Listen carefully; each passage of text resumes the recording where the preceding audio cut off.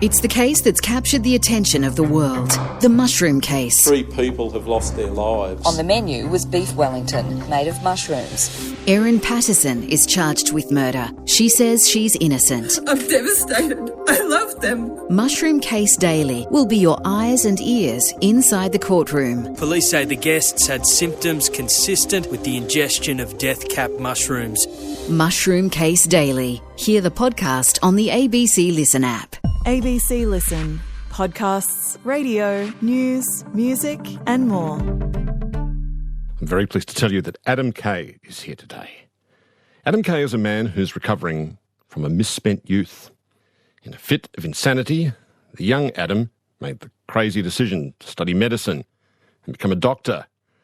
But since then, Adam's wisely decided to settle down and do something far more sensible, to become a stand-up comedian and a writer.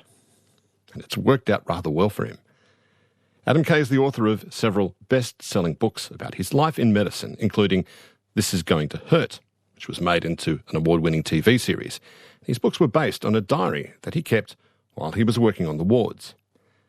Adam is much happier not being a doctor, but his years in medicine have left him with a wonderful sense of how brave and silly and moving people can be in their life and death moments. And just a heads up, if there are kids with you, there's going to be some strange, tragic, occasionally bizarre and obscene stories you might not feel up to explaining to them in the car. Hello, Adam. Welcome. Hello. How's it going? I'm well, sir. Let's start with your family life. Growing up in England, what was the family household like when you were a kid? I was the eldest of 4 kids. I'm the responsible one.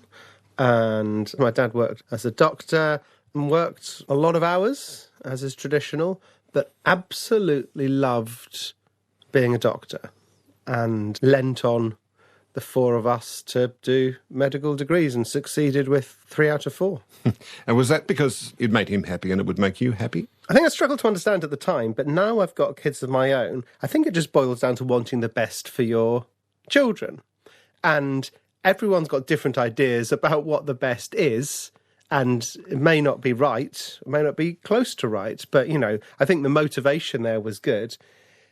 He loved his job, as I say, and also we're of Polish immigrant stock, and there's a certain immigrant mentality of, you know, I don't know, the sort of jobs where you've proved that you're a worthy part of the country and you're well integrated, and so you're a doctor and a lawyer, you're an architect, a civil servant, and that's the road we travel down. You did a music scholarship at school. How many instruments do you play, Adam?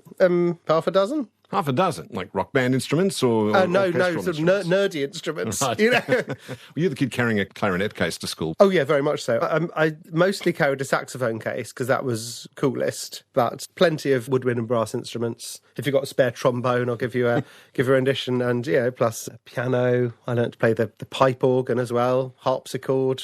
I went to the sort of school where they did have a pipe organ and a harpsichord. Those aren't skills I've had to use much since.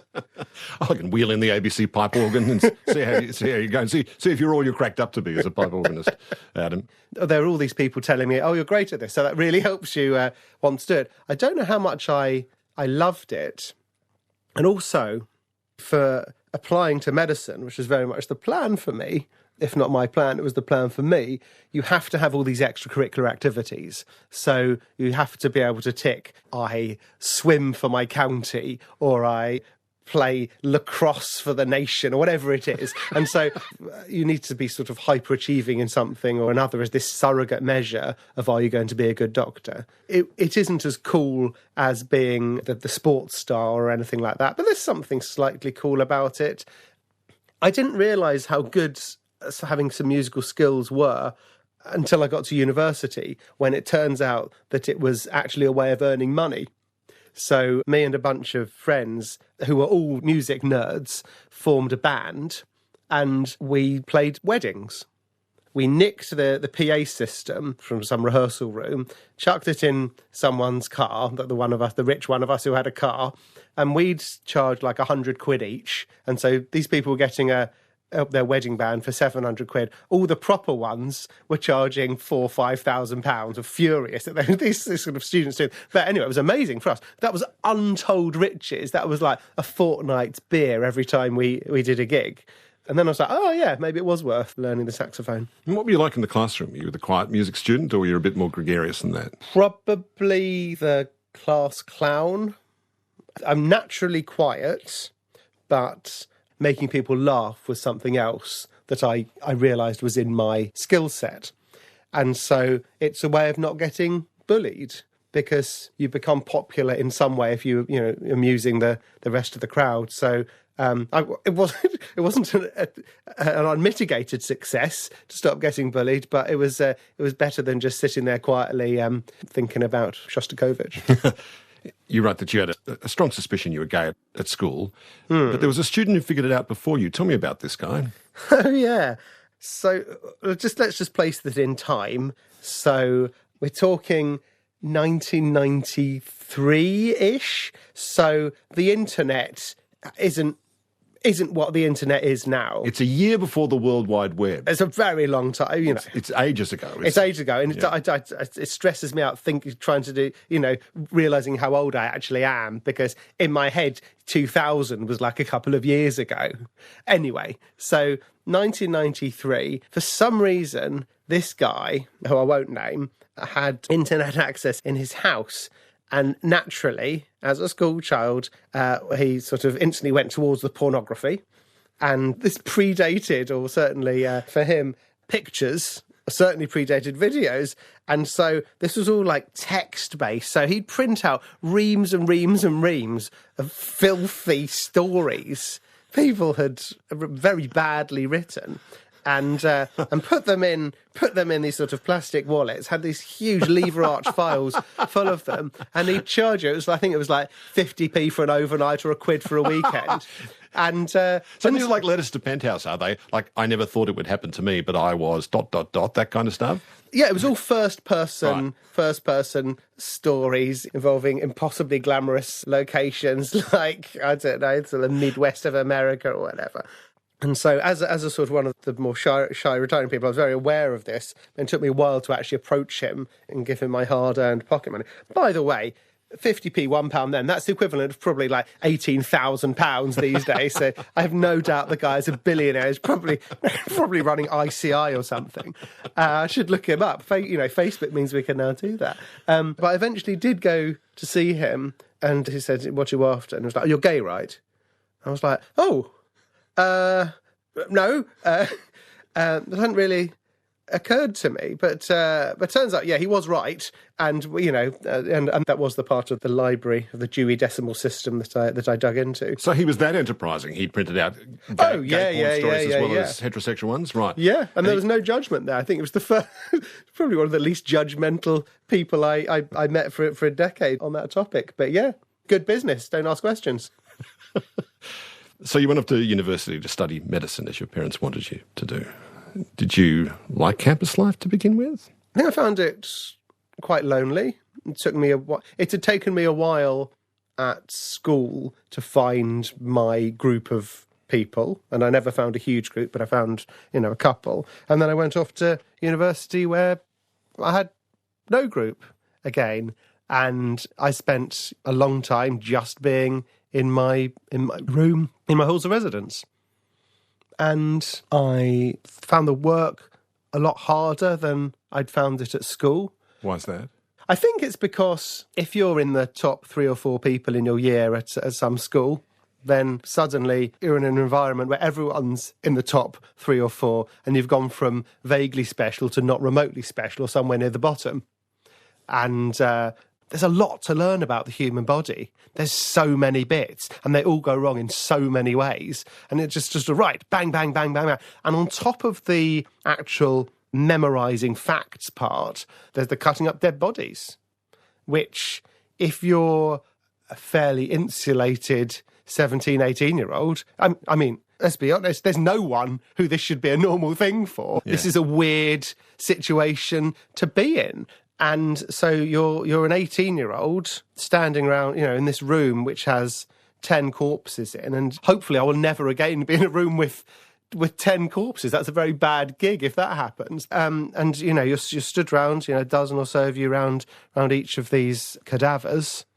That makes for a tough Freshers' Week. But the funny thing is, it's not actually a particularly good way to teach you anatomy.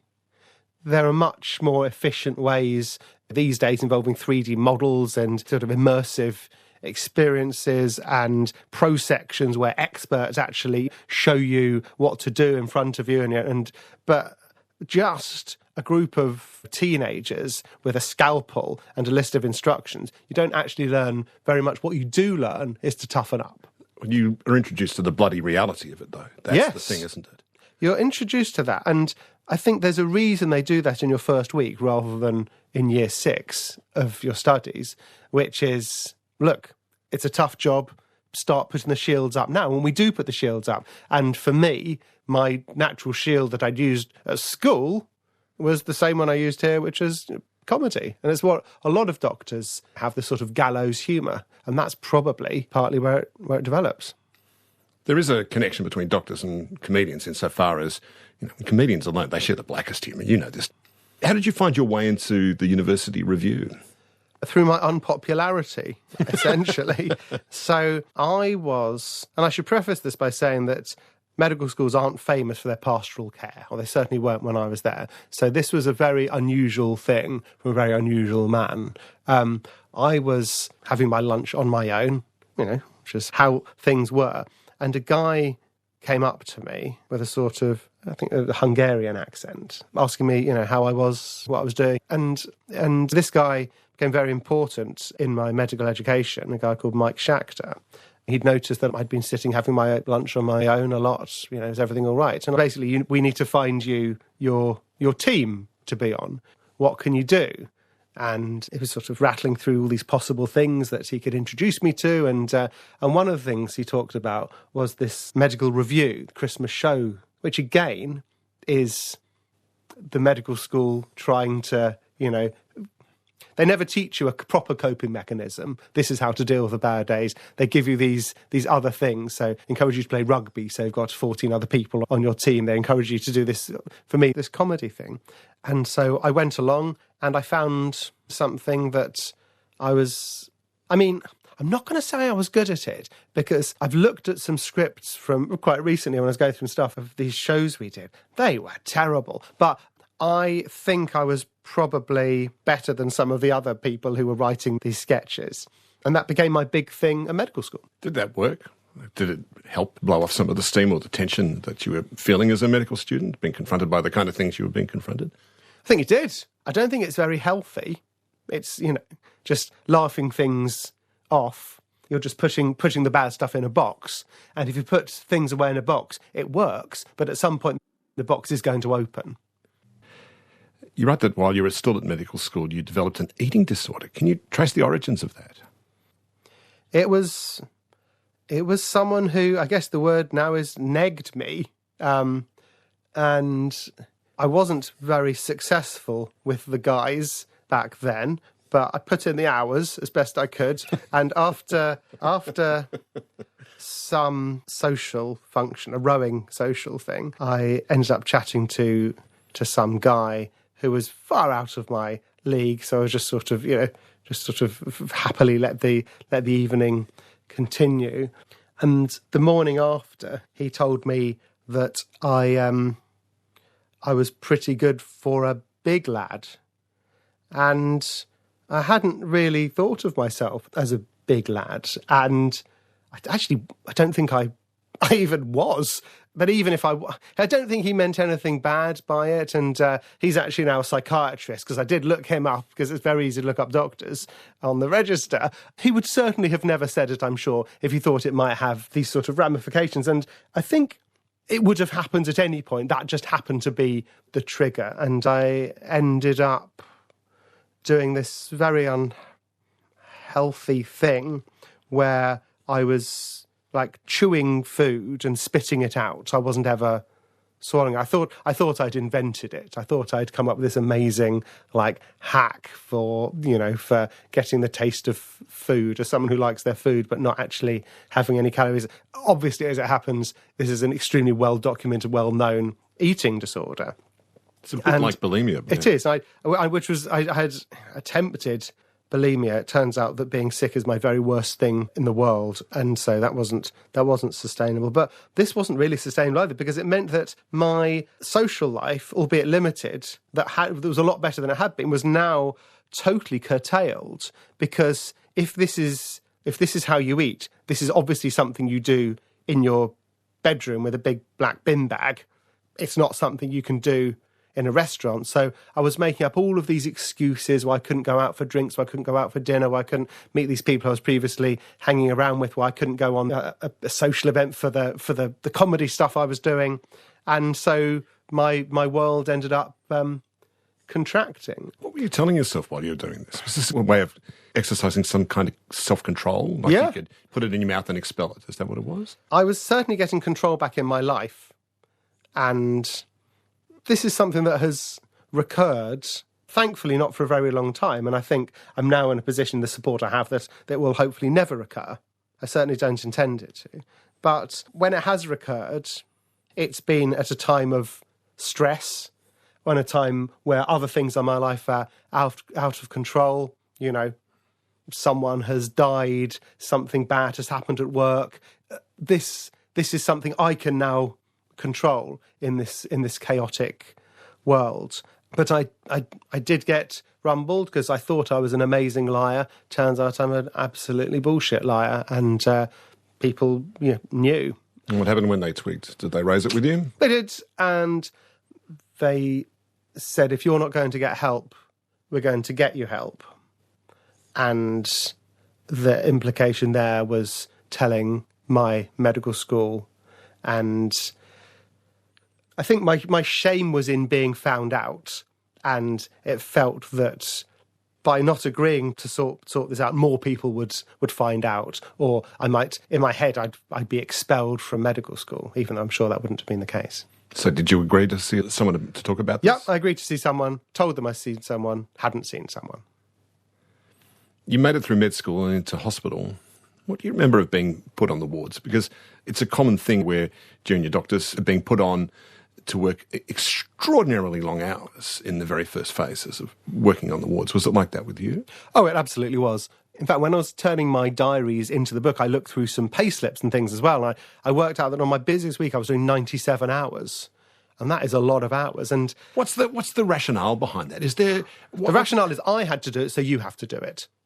It's you got beaters into childhood, so you beat your children. That's the same rationale. It's just perpetuating the cycle of pain. Well, what's the purported rationale behind it then? When they say, you're going to work 97 hours this week, and this is going to be good for you for the patients, why?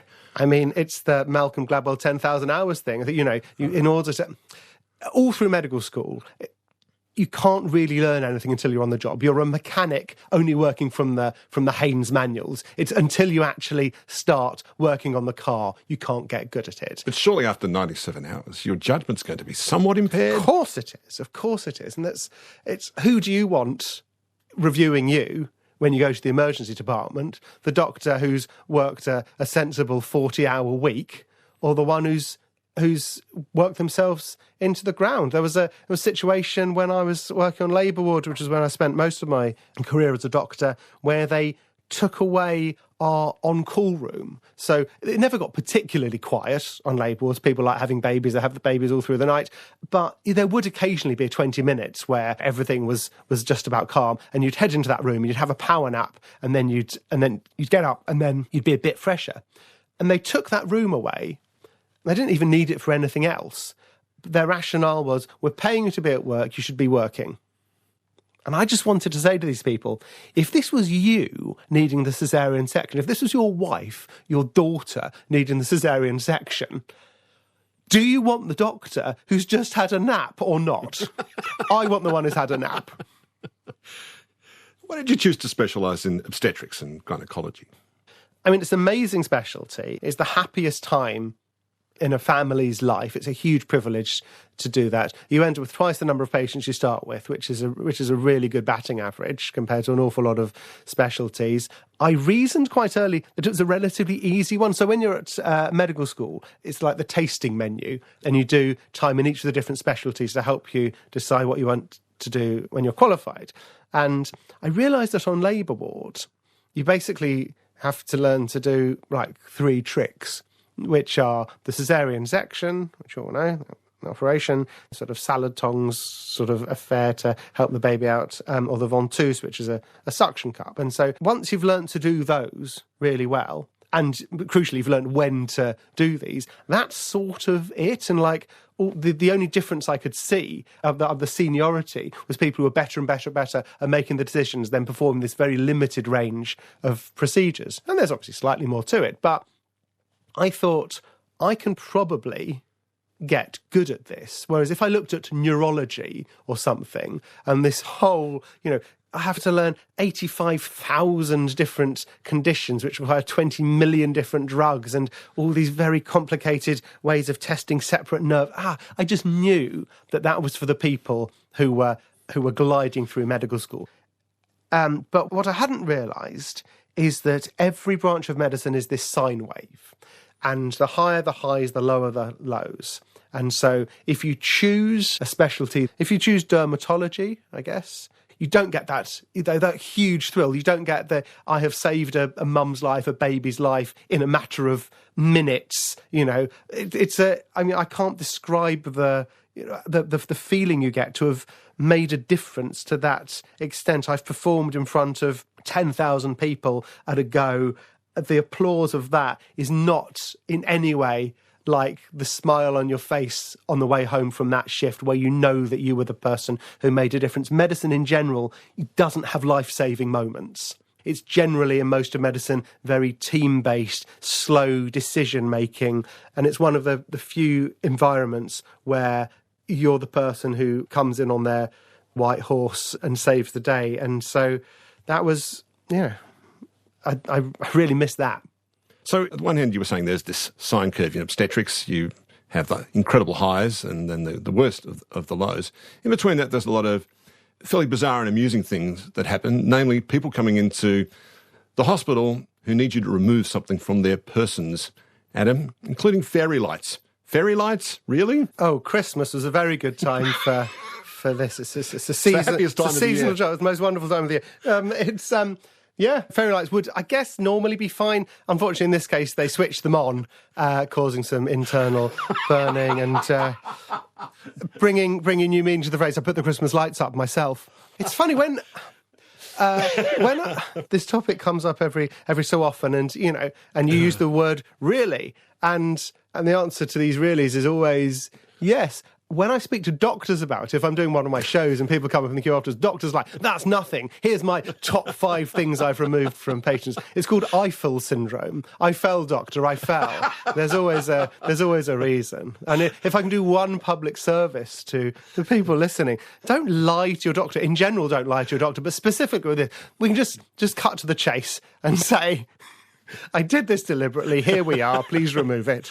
But initially you must have wondered what was the thought process that led someone to think, there's some fairy lights, I'm going to do something interesting with them. Yeah, I mean, sometimes there is a good thought process. Like there was a patient who... Do you have this thing on the 29th of February out here, on the extra spare leap year day, that there's this old English tradition, that's the one day of the year where the woman proposes to the man. So, yes, that's it's obviously sort of old archaic thing. But anyway, this was the 29th of February, 2008, I think it was. And a woman decided to propose to her boyfriend, got an engagement ring, put that in a Kinder Surprise egg, one of those sort of plastic eggs, and then put that internally. And I guess the idea was that he would discover it, retrieve it, and then she would go down on one knee.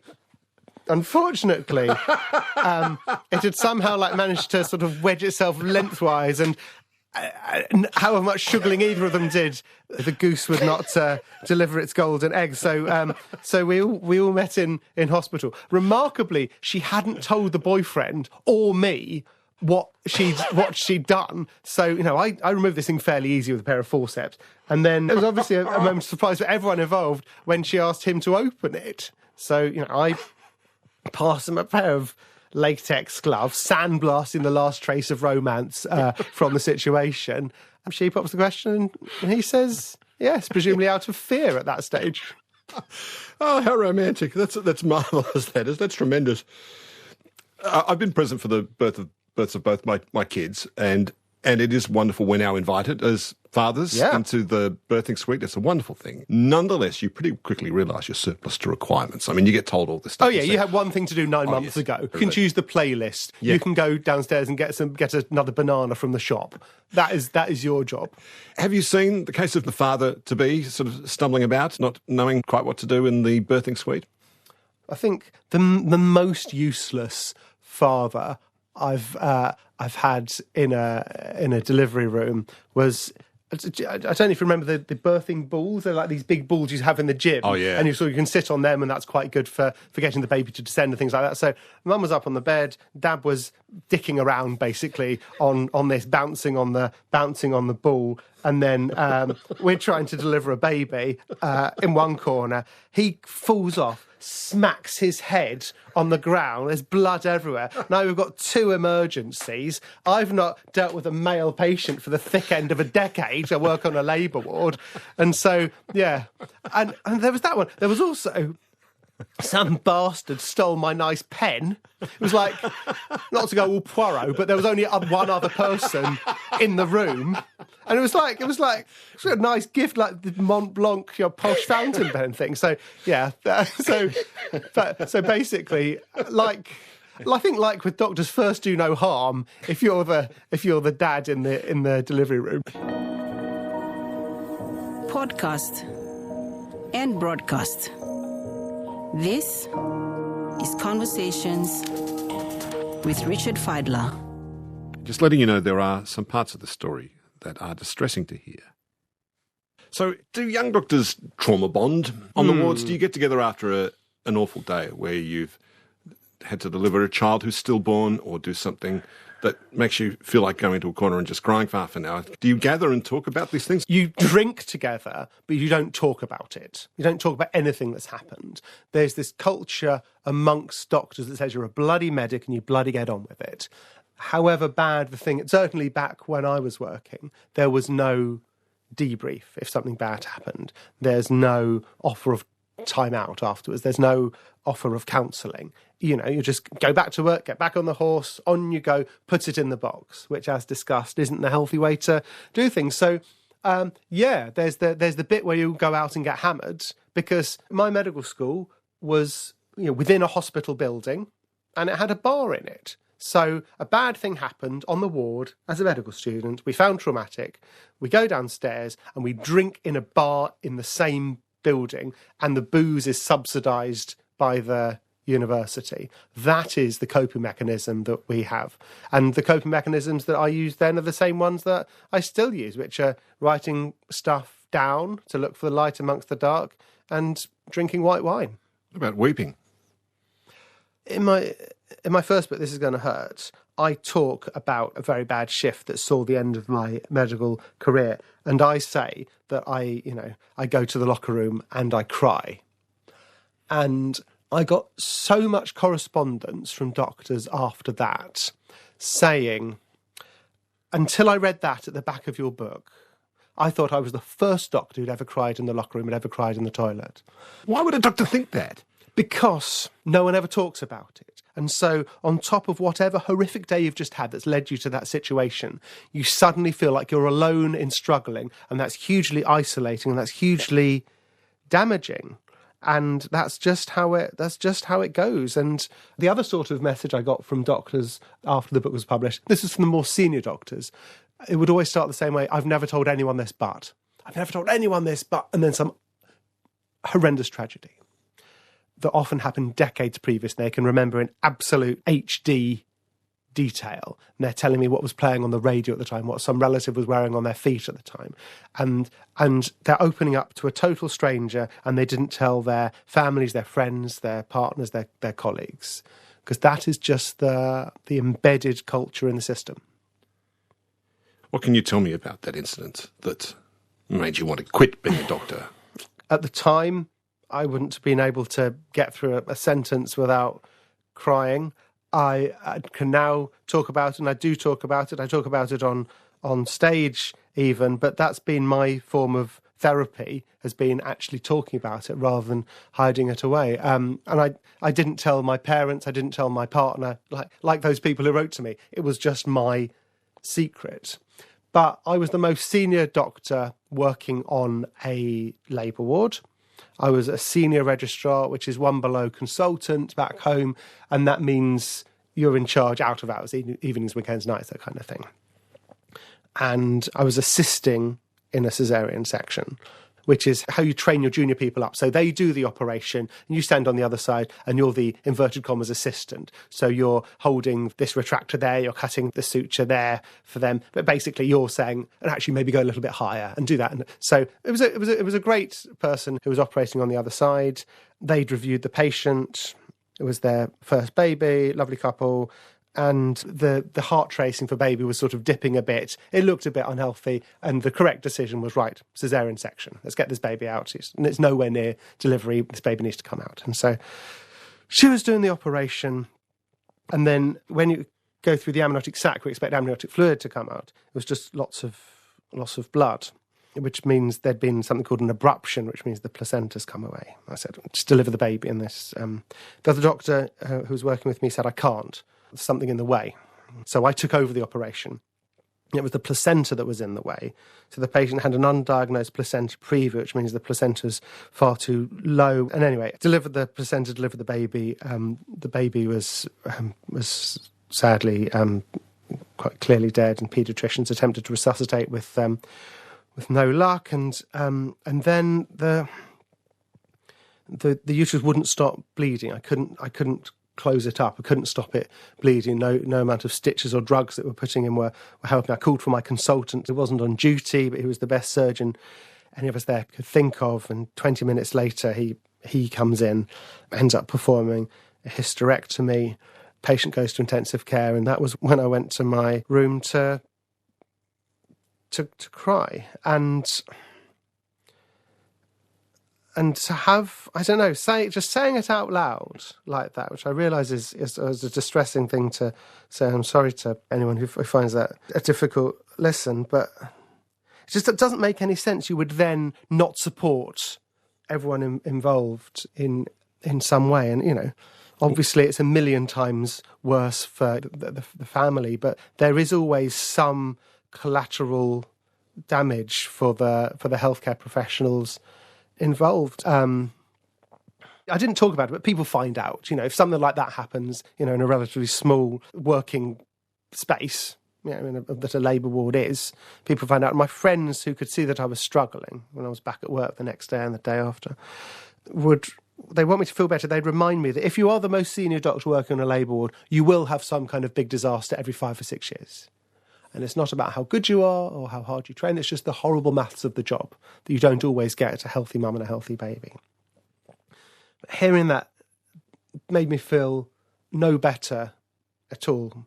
It made me realise that I couldn't face that kind of thing ever happening to me ever again, let alone twice a decade, because I'm made of the wrong stuff, or I don't have thick enough exoskeleton, whatever it is.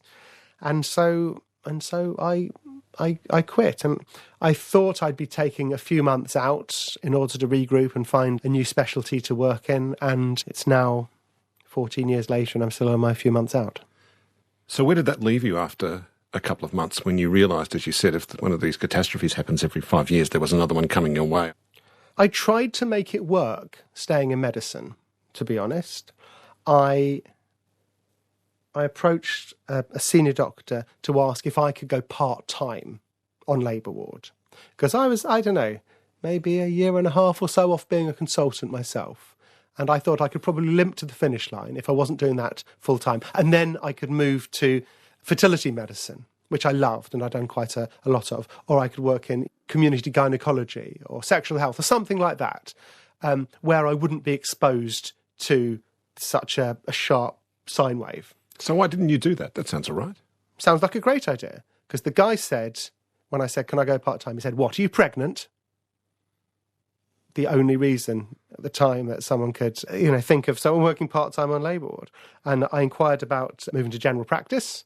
At least half my relatives are GPs. I thought I'd have made an okay go at being one of those. And at the time they would only recognise 6 months of my time working as a doctor. And I couldn't quite face going back to square 1 or 2 in the game of snakes and ladders. And so where it left me was lying in bed a lot, probably with PTSD. I say probably because I didn't talk to anyone about it. And that's a diagnosis you get by speaking to a psychiatrist. And, I'm no psychiatrist, but all the vivid memories you have, the associations, the music memory, the intense vivid memory would seem to me to suggest that. Yeah, waking up at 3 a.m, back in the operating theatre with your pulse going 200 beats a minute in a. But it sounds like to me that there was a further complication here, because at this point you're right that you'd got married to a woman, knowing you were gay, you're doing medicine even though it's making you unhappy. It seems like there's this other problem, which you're kind of living this really inauthentic life. Is it fair to say that? I think that's totally fair to say. And we do all these things with the best of intentions, but you're trying to please people. Yes, or trying to fit into a mould because society wants you to be a certain way. Is there a moment when you go, I'm just sick to death of this? Or is it just a kind of a creeping exit to slowly walk away from that inauthentic life? I suspect that had I not had a big disaster in obstetrics, had I worked in a different field with a flatter sine wave, I'd still be doing it. And I think it took that big rupture in order to shake things up and change things for me. So what did that leave you if you didn't want to do medicine? Everyone said, oh, no, you'll be fine. You've got so many transferable skills. How transferable is being able to do a relatively good caesarean section? It's not transferable in the slightest. And I'd gone straight from school to medical school to obstetrics, and I hadn't really taken a break. I couldn't identify anything else I'd done in my life that was in any way monetizable. And the only things that I could really think about were my creative things I'd done. And it was very much a case of if not now, when. And so I thought, right, let's try comedy, see if we can make that work. It's an interesting leap because, famously, when you succeed in comedy, you kill. When you fail on stage, you die. I think I'm a fairly fearless comedian because once you've had an actual bad day in an actual proper life or death job like that, the stakes are so low. Anything else you do, like anytime there's some sort of emergency, like there's been a fire, I've been in situations where the car's rolling backwards down an icy path and I'm driving and I go back into a sort of very infuriatingly calm state because it's my muscle memory from being a doctor, the idea that the first pulse you check is your own in an emergency because you can't resolve a situation unless you're calm. So you never run to an emergency, you walk to the emergency, you take a beat. And that's just what happens. So I'm good in a crisis, I think. And also on stage, if I'm having a shocker of a gig, it doesn't derange me. I'm just like, this is so not a problem. Like, I'm sorry for all you people who are having a terrible time in the audience, but it's not really a problem. And then you wrote your book, This Is Going to Hurt, from the diaries you've been keeping while you were working on the wards. Sold more than how many millions? Like 2 million copies or something like that? You've probably lost track at this point. I've lost track. It's a weird number of. Oh, it could have just been me. You never know. Ordering again and again on Amazon. No, it's been pretty widely dispersed. I wonder when it became a bestseller, were your friends in the medical profession surprised to read what you'd been going through all that time? Yeah.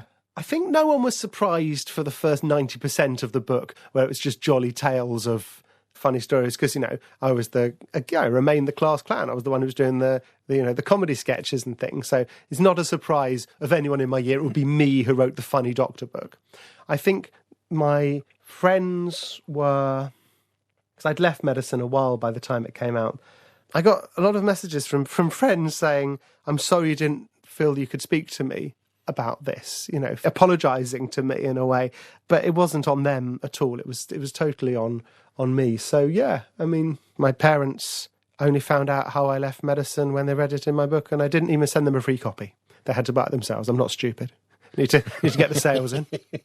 What did they say? Have your parents responded to what you've written about? Yeah, I mean, they were obviously very, very sad and responded appropriately.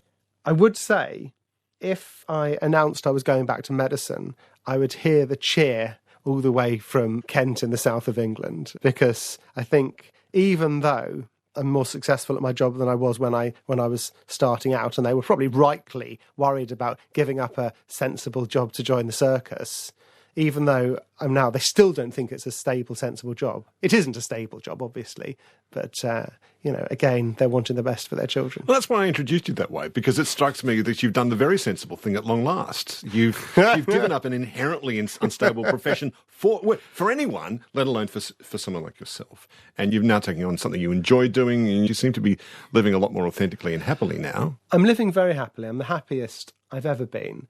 And one part of that is the fact that I'm my own boss. And so I'm still working a lot of hours, but my work-life balance is a lot better. And when it's not, it's my own fault. I've got no one else to blame. You've since met and married your husband, James. How did you meet? We met on Twitter. No. But 15 years ago, when it wasn't all Nazis right. and spam bots, so it was like there was like a sort of golden age of Twitter where everyone was just sort of telling jokes about the news and things. And we got chatting, and he was working as a producer in Scotland at the BBC, and I was up there for a gig, and we met in real life. And 15 years later, it's still a going concern. How has fatherhood changed you? You've got 2 kids now. It's a very good question. I think it's made me a much kinder person.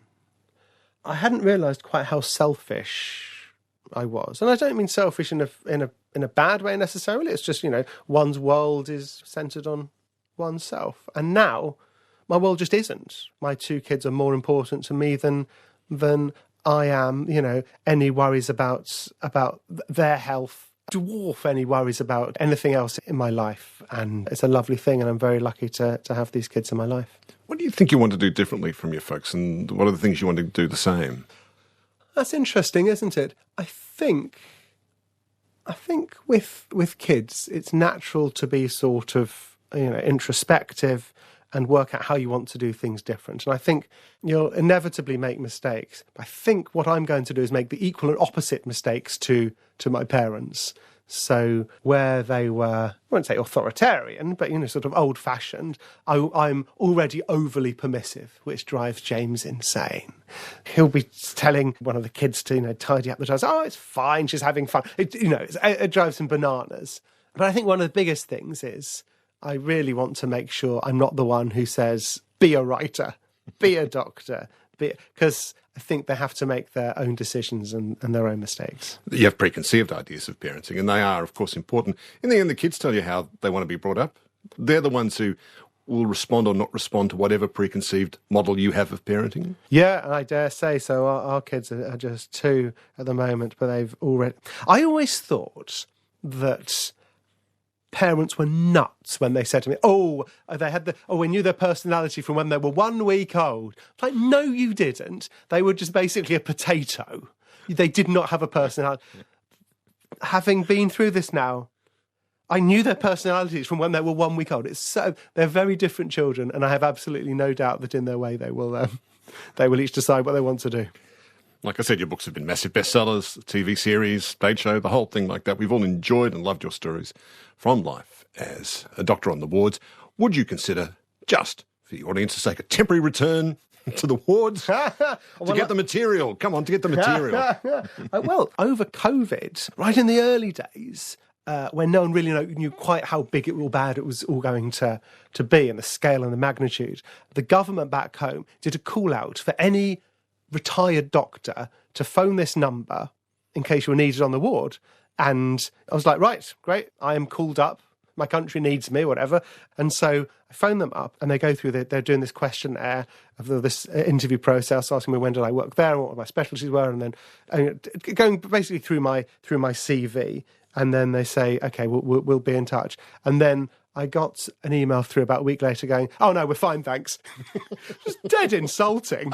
Like, this is right at the start where they were trying to mobilise as many resources as possible. And they're saying, even so. Yes, nonetheless. Have a nice COVID. So that was going to be my return to the wards. Every writer, every author's got a shelf life, and I'm lucky at the moment that people are still buying my books, and hopefully they'll continue to do so. Certainly, I hope they'll do so for my first novel, which is out in a couple of months. I want them to buy that, but beyond that, who knows? And when that dries up, I do want to go back and do something. I've definitely done my last shift on the wards, but I like the idea of doing something within policy or education, particularly in terms of how we're looking after the people who are doing these jobs, because there have been strikes in both of our countries relating to doctors' pay. But I think it's broader than pay. It's about how you're looking after your staff, and pay is a part of that, but there's a pastoral side that I think is an equally important piece. Oh, wonderful to speak with you, Adam, and lovely to hear your stories, and harrowing at times, and enlightening and funny altogether. It's been such a pleasure. Thank you so much. Thanks for having me. Adam Kay is the author of This Is Going to Hurt, Secret Diaries of a Junior Doctor. This conversation was created on the lands of the Gadigal people. Producer is Maggie Morris. Executive producer is Nicola Harrison. I'm Richard Feidler. Thanks for listening.